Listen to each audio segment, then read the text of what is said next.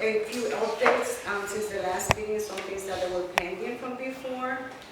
There was in one of the meetings, don't recall if it was the last one or the one before, there was a comment made that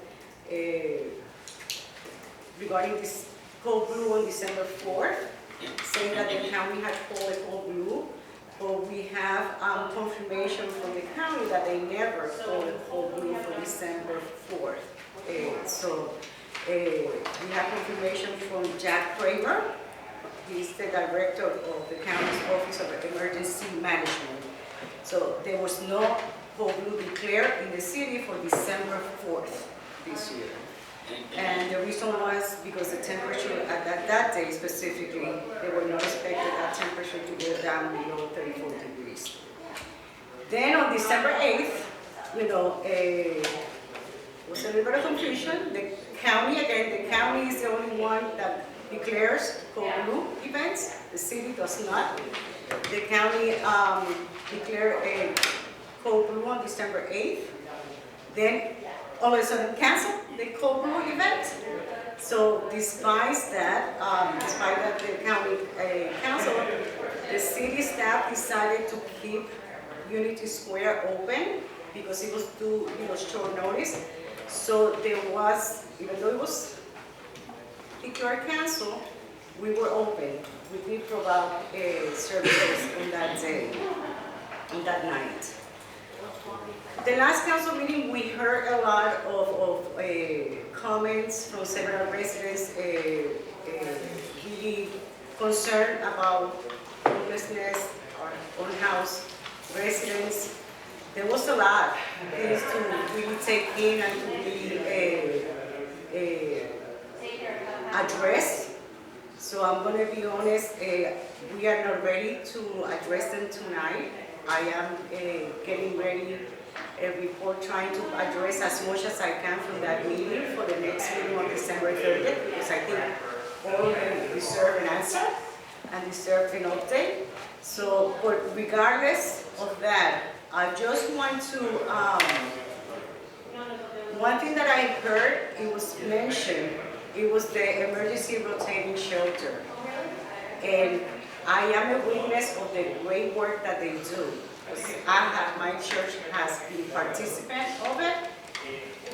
The only thing that I will caution you is that, sometimes we cannot compare Code Blue with the interfaith, emergency shelter, because it's two different things, right? The emergency shelter, they work with specific individuals, right? On-house individuals that they know, they pre-screen them prior, right? Pre-screen them at the same individuals, whether it's 15 or 20. The whole season, they will go to one church, to the other church, to the other church. It's the same individuals, right? So when you do the pre-screen and you have that relationship, it makes it easier sometimes, right? Because you already know who they are. You could be ready for any unforeseen challenges that might arise, because there's like 15 or 20 different personalities, right? And I know because of personal experience, because once I served as an interpreter for them, that they have turned away because sometimes not everyone is a good fit for the emergency rotating shelter. So we all have different processes to follow. We all have different, but they do, and by that I'm not saying anything bad about them. They are excellent. They are volunteers. They know those guests in and out. They really do. They're great, and which is helpful. You need to develop that relationship, and it's really good to see them. I enjoy them, and it's really uplifting to see how much work they do. So, but they do have a pre-screen program. They do. Code Blue is regulated by the state. It's a warming center, right? It's totally regulated, so it has different things. With that, I'm not saying that we run the best Code Blue in the county. I don't know who does, because there's always something, but we do pretty good, right? But keep in mind that don't compare one thing with the other because I have two different situations, right? Two different programs. Like I said, I want to address some of the challenges that you brought up in front of us. I take them very seriously. Those of you that believe that we don't take seriously, just because we might not agree or we understand it in a different way, doesn't mean that we don't care. It doesn't mean that somehow we're trying to figure out how can we do better, or how can we address it, who can we contact, how can we work in different ways. It doesn't mean that we're not looking at it. And when we say we, I'm talking about the administration, everybody here, we recognize what are the challenges. We're not saying that there's none, but we're trying to work at that. We might work it in a different way that you feel that it should be worked on. That doesn't mean that ours is less or that yours is less than ours. So let's keep an open mind, let's keep an open heart, and know that we're trying to address it to the best of our abilities at this time. And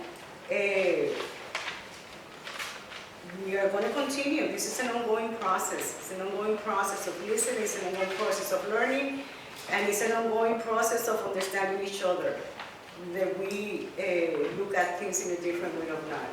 But I think that the most important part is that this discussion, dialogue, respectfully, and hopefully at the end, we come up with something. At the end, it's not about me, it's not about this council, it's not about none of you.